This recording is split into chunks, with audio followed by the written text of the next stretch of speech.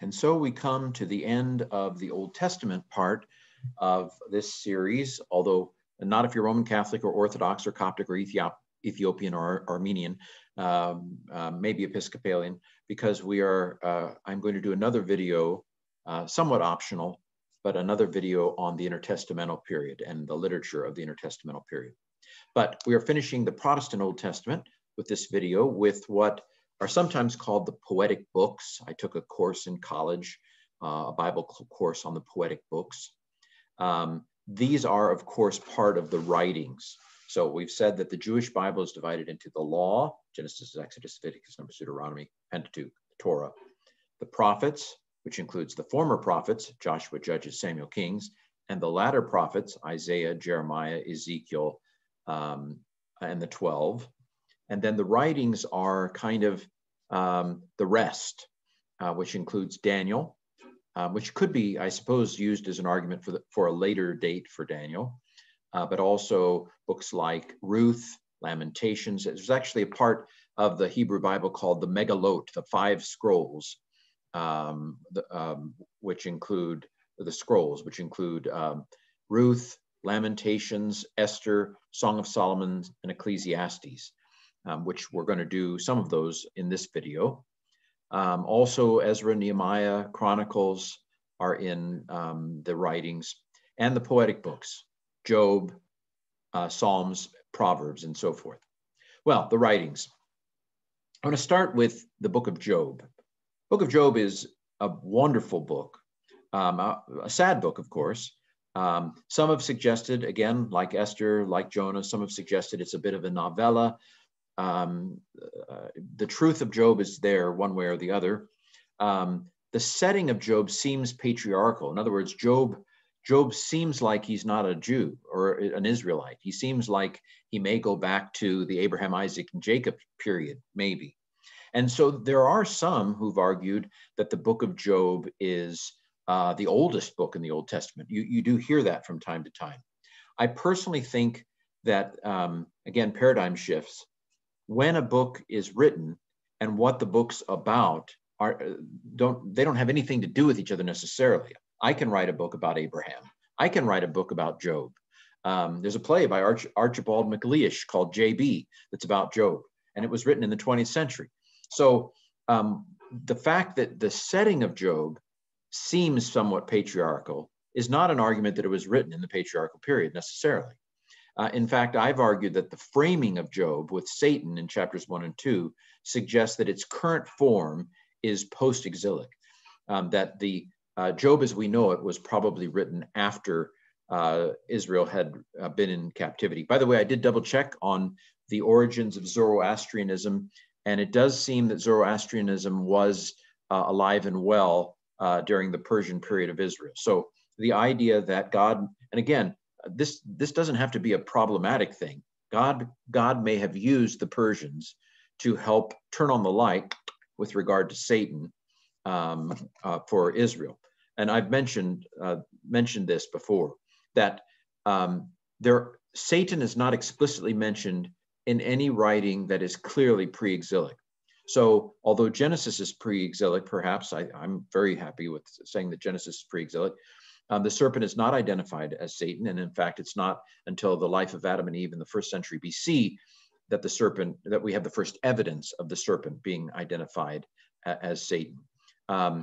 The 3 books that mention Satan in the Old Testament are Job, Zechariah, which is post-exilic, and 1st Chronicles, which is post-exilic. And even here, the function of Satan in the book of Job is still a little different from Satan in the New Testament. Satan in the New Testament is a clearly an evil being who is opposed to God and who tries to undermine God, who tries to tempt people to get them to do things against God. So what's different is in the book of Job, the Satan, that is the adversary, because that's what Satan means. In fact, you might argue that the Satan in the Old Testament is not Is it a title or is it not a title? Is it a name or is it not a name? In the New Testament, Satan is the name of a being. In the Old Testament, it could be, but I mean, you could also interpret the mentions of Satan in the Old Testament as it being a title rather than a name. The Satan, that is the adversary. And it feels like in Job that Satan works for God. That Satan in Job he's a product tester. He goes around kicking tires. He goes around seeing if everything is solid. And to do that, he tests people. He tempts people. And so he's going to do some product testing on Job. What does he do? He takes away everything that Job has and sees if Job will be faithful. So he even reports back to the home office. He comes back to God and says, here's what's going on. Again, you know, if you've been watching these videos by now, that I see no way around the idea of a kind of progressive development of understanding about theology and so forth within the pages of Scripture.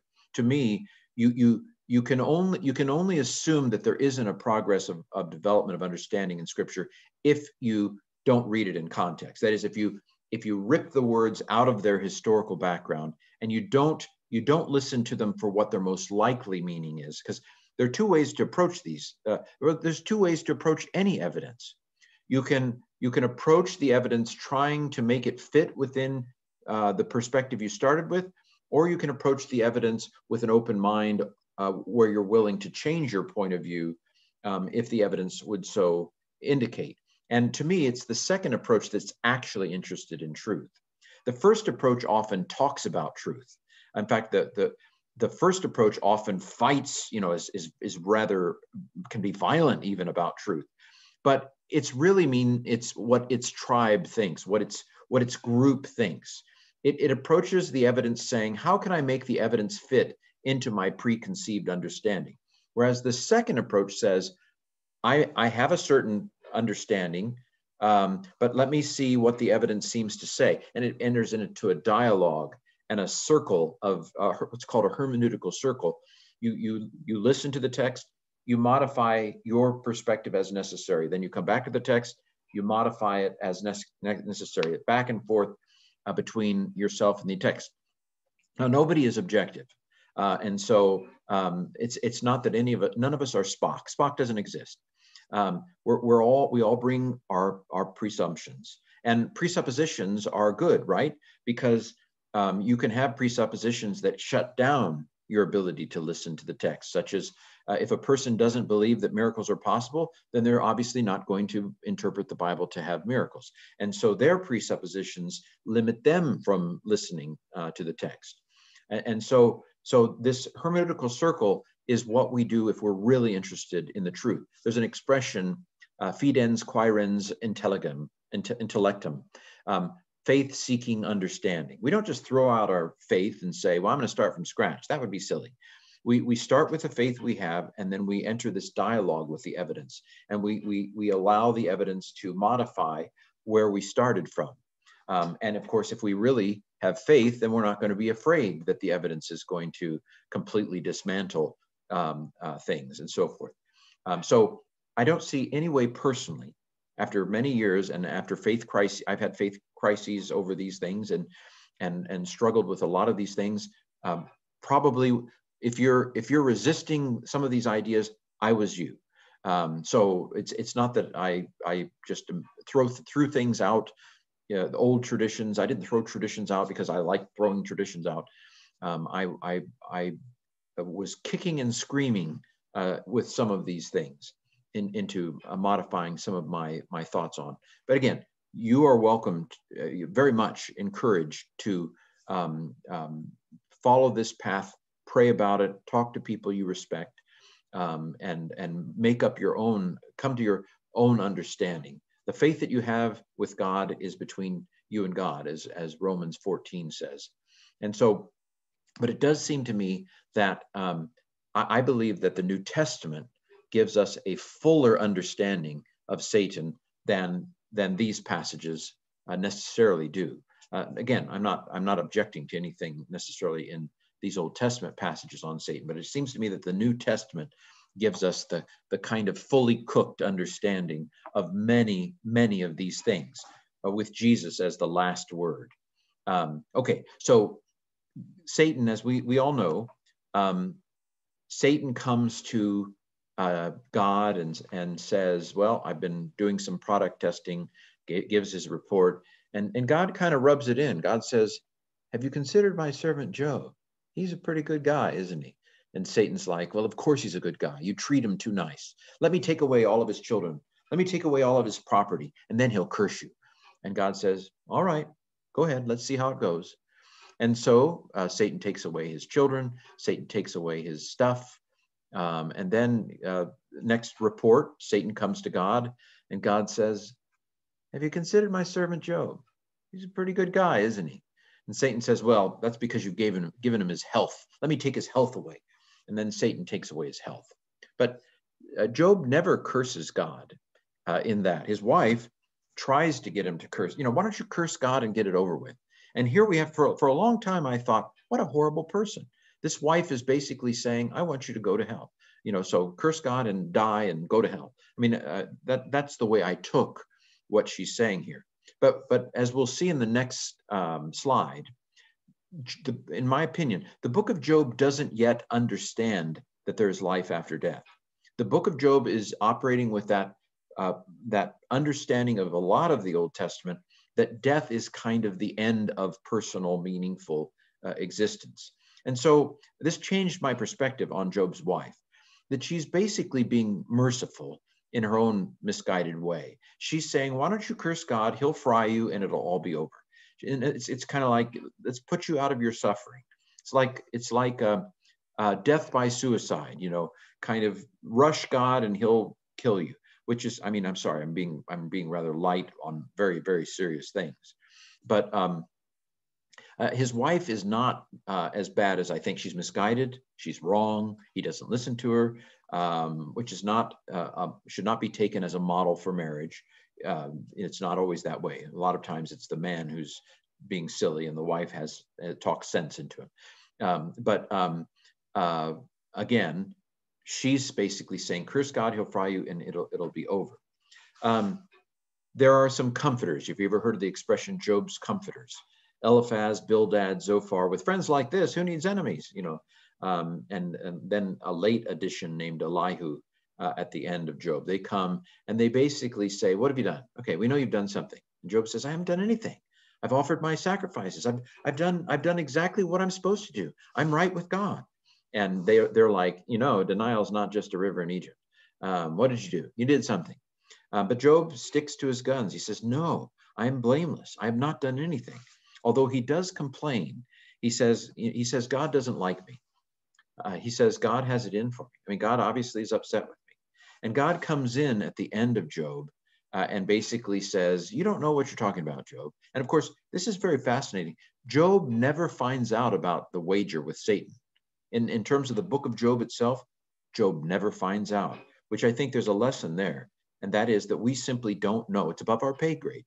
We don't know what's going on in the heavenly realm. We don't know we cannot see the big picture. It would be foolish of us to accuse God of not being righteous or accuse God of not being good.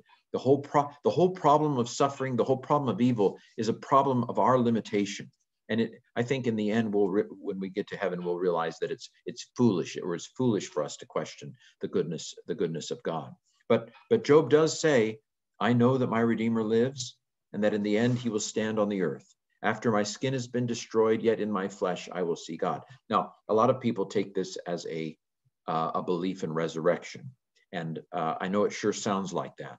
This is one of the things that I think I've been hammering in this series of videos. And that is that we bring our lenses. And of course, if you believe in resurrection and you come to this verse, it sure sounds like it's talking about resurrection. And of course, Handel's Messiah has a beautiful piece on this. I know that my Redeemer liveth, and that he shall stand. Anyway, great piece. Love it. Probably my favorite piece in the whole of the Messiah. Maybe not. I'll take it back later. But and so the Redeemer in that spiritual reading would be Jesus. By the way, the New Testament doesn't quote it. That's again, I don't have a problem with it, but the New Testament doesn't read Job, that verse that way, as far as I can remember. But I think there is a way to read this in terms of the worldview of Job, which I'm going to show you some verses that seem to indicate that Job doesn't understand the afterlife.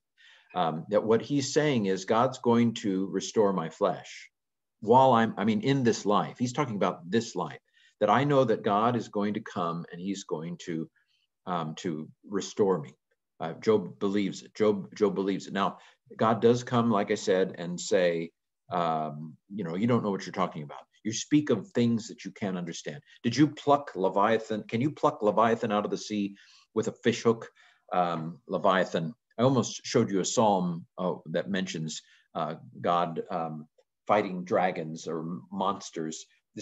There's mythological language, I think. Leviathan, we know of a god in the ancient Near East at a nearby place called Ugarit. Ugarit was around before Israel, but Ugarit had a god named Lothan. And in the Semitic languages, it's the consonants that tell you the word. Lothan has the same consonants as Leviathan. Lothan is a sea god, sea monster, I think, if I remember correctly. Sea, at least, is that in that venue. And so Leviathan, is it a whale? Is it a shark? We don't know. Or is it symbolic? These are questions that you get into. But God basically says, I can fish for Leviathan, the most fearsome being, the most fearsome animal that any of you have ever imagined. I can fish that thing. And so there's this sense that it's foolish for someone like Job to think that he understands what's going on in the heavenly realm. So I do think it's possible to read this as him saying, my Redeemer, that is God, is going to come and he's going to heal me. And of course he does. Job's flesh is restored at the end of the book. Job does have his property and goods restored at the end of the book. So Job is a very helpful book in the sense that it lets us know that probably the answer to the problem of why a good God allows bad things to happen is that it's above our pay grade. We have no way of knowing. That we should trust that if we could see the whole picture, we would know that God is good and that there's an overall plan or overall reason for why God allows these things. But it's above our pay grade. By the way, Job is also very helpful in terms of narrative perspective.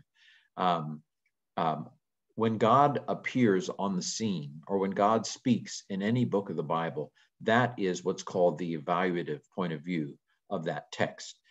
From the standpoint of that story, the authoritative perspective is God's.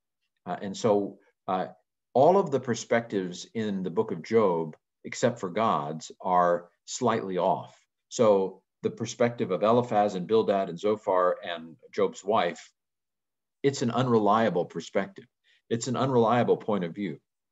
And so there have been preachers who preached from the words of Eliphaz. Well, okay, there's something a little bit off about that, to preach from the person who has the wrong perspective in the book of Job. Of course, Job has a much more correct perspective or point of view than Eliphaz, Bildad, Zophar, Elihu, and his wife.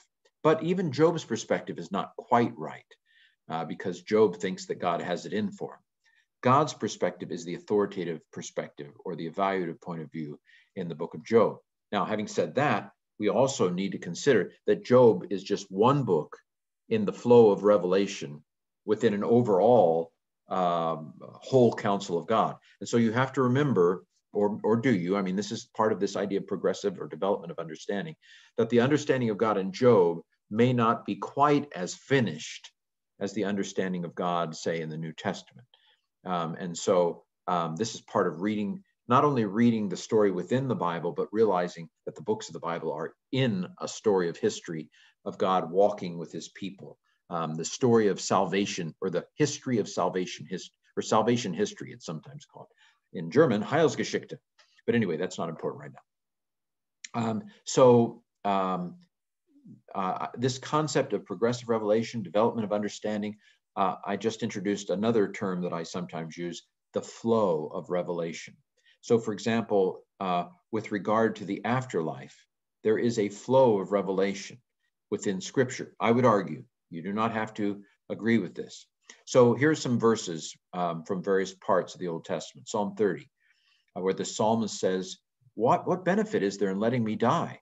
Or if I go down to the pit, will the dust praise you? Will it tell of your faithfulness? And the implied answer, it's a rhetorical question. No, don't let me die, because you'll get more praise if I don't, if that makes any sense.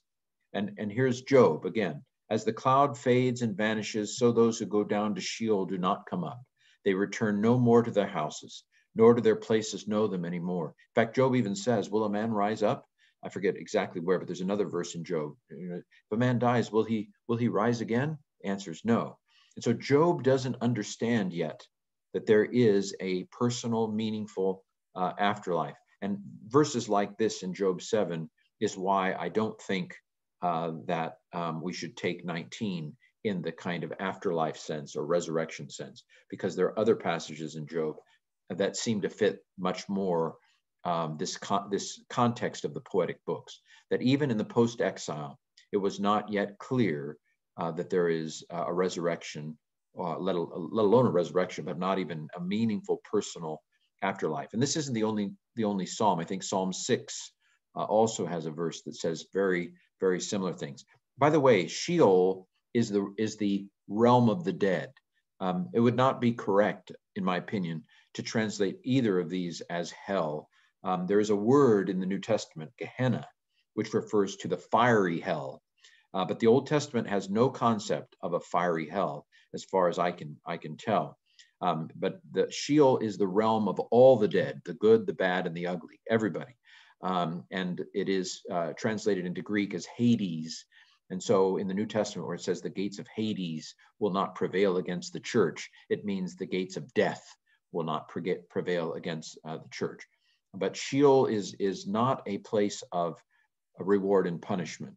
I think the overwhelming majority of Old Testament scholars would say that Sheol is simply a somewhat symbolic, or I don't know what you want to say, metaphorical, but it represents where the dead go without it necessarily being literal. So like, if I go down to the pit, will the dust praise you? So again, the sense is, as we'll see in Ecclesiastes on the next slide, we are dust, we return to dust. And so the pit is a figurative, it's a figurative kind of expression, because ultimately the psalmist says we go back to dust.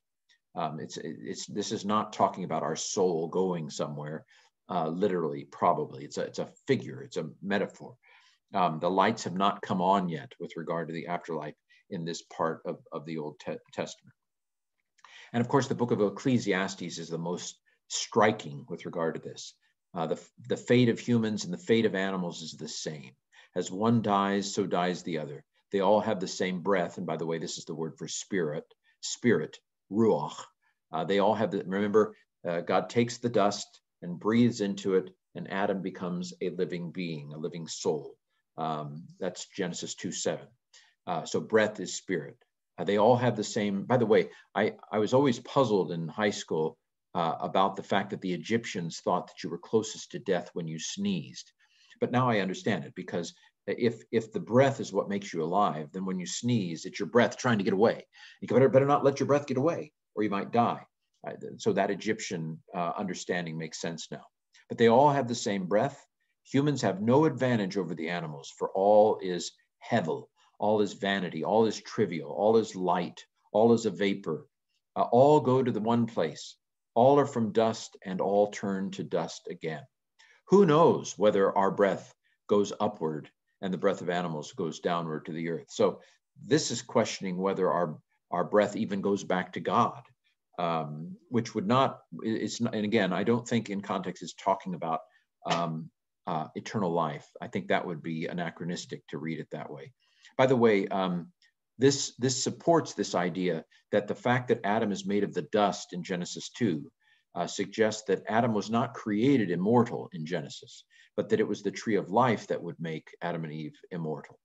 And then here we have in chapter 9, the same fate comes to all, to the righteous and the wicked, to the good and the evil, to the clean and the unclean, to those who sacrifice and those who do not sacrifice. As are the good, so are the sinners. Those who swear are like those who shun their oath. Whoever is joined with all the living has hope. A living dog is better than a dead lion. The living know that they will die, but the dead know nothing. They have no more reward, and even the memory of them is lost. Well, Mom said there would be days like this. Ecclesiastes is kind of the wah, wah. Mom said there would be Ecclesiastes days. But of course, I think the main point of Ecclesiastes, as we'll see in a moment, comes in chapter 14 at the end, where it says, well, the preacher's pretty smart, but let's hear the end of the matter. Fear God, keep his commandments. That is all. So the point of Ecclesiastes is fear God. Every earthly life is transitory. We live, we die. But let's live for the Lord while we're here. Now, of course, again, Daniel, the lights come on. Many of those who sleep in the dust of the earth shall awake, some to everlasting life, some to shame and everlasting contempt.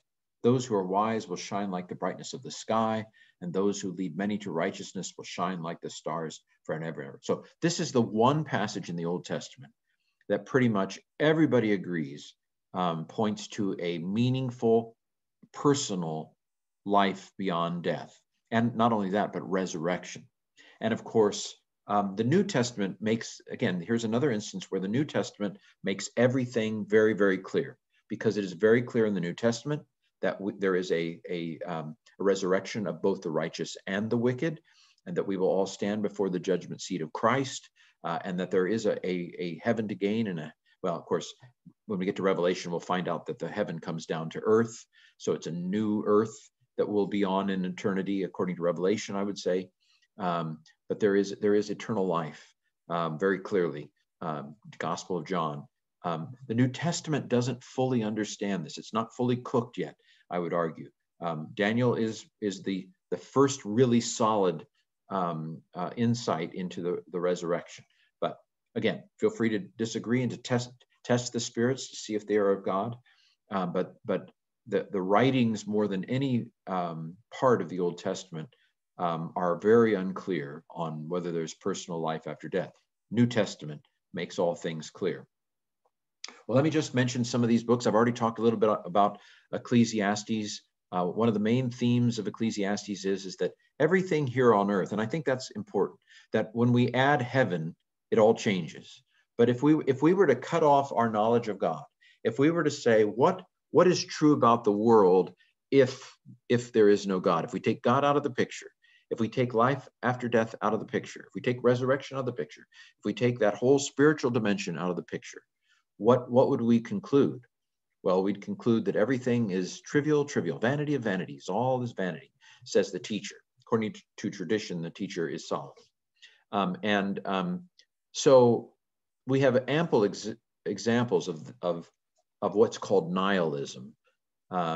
So you can, when you look back at the history of the last 500 years, after Darwin, basically, Darwin Darwin was not an evil man as far as I can tell.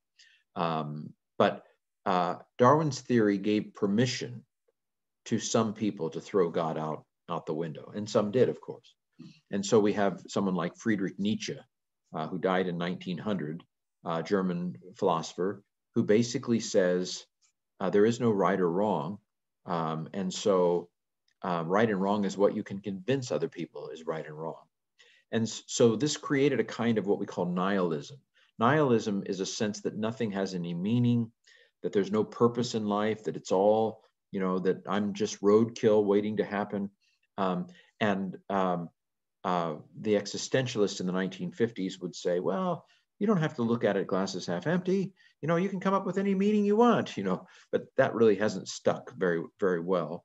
But Ecclesiastes gives us a sense of what a world without God, what a world without, and I'm not in any way saying that the author of Ecclesiastes does believe in God. I'm not in any way suggesting that. In fact, the ending, the point of it all comes at, maybe it's chapter 12, rather than, I think I said 14. I think there are only 12 chapters.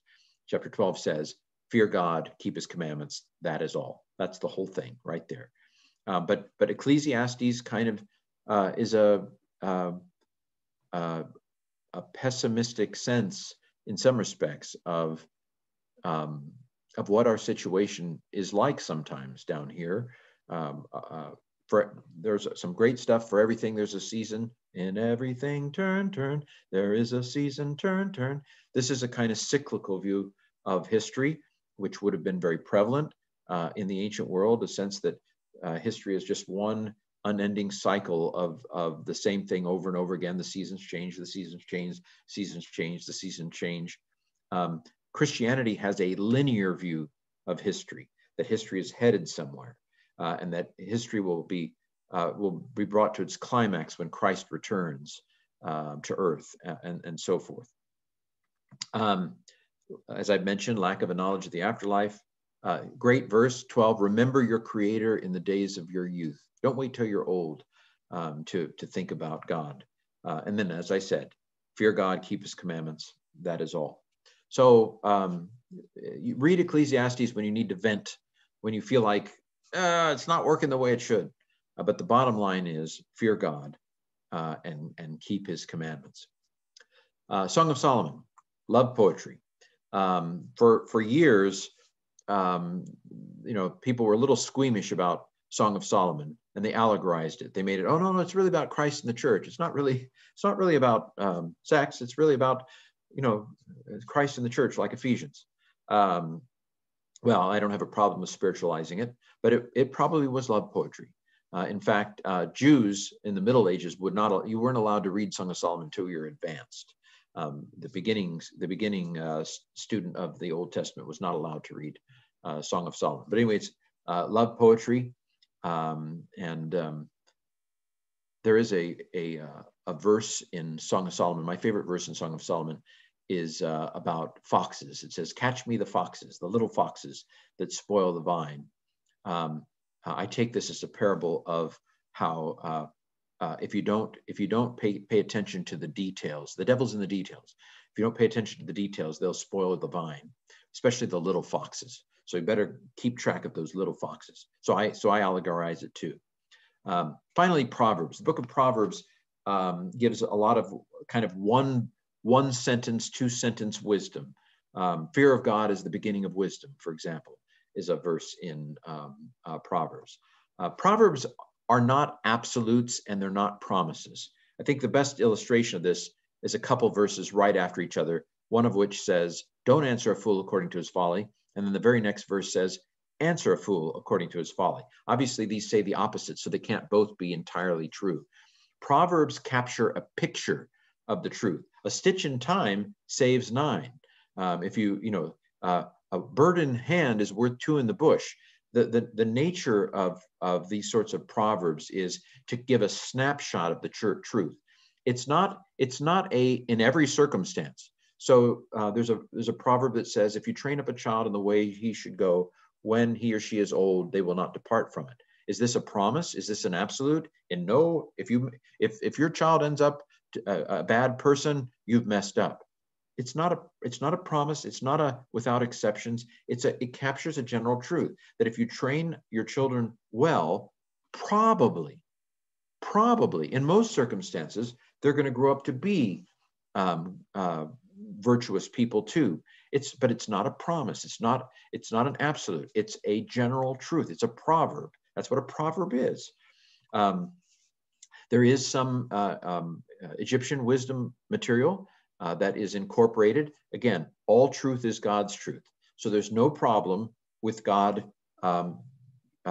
First of all, that God, other people who are outside of Christianity or people who are outside of Israel, they knew some truth too. If you'd have said, should I jump off a cliff? They'd have probably said, no, you shouldn't jump off a cliff, because all truth is God's truth. It's not like, Philistines, they're always jumping off of cliffs because they don't know any better. No, I mean, I assume that there are plenty of atheists who step out of the way of ongoing traffic. And so there is plenty of truth out there that non-Christians and atheists have access to.